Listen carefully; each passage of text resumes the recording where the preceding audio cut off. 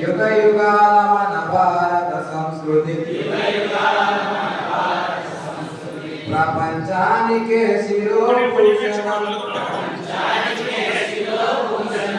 హిందూ ధర్మ జీవన విధానమే విశ్వమంతటా వ్యాపించినది కాలచక్రమే తిరగబడి భారతదేశం బానిసైనది పూర్వ వైభవం కావాలంటే ధర్మ జాగరణ చేయాలి జాతులు జాగృతి నింపాలి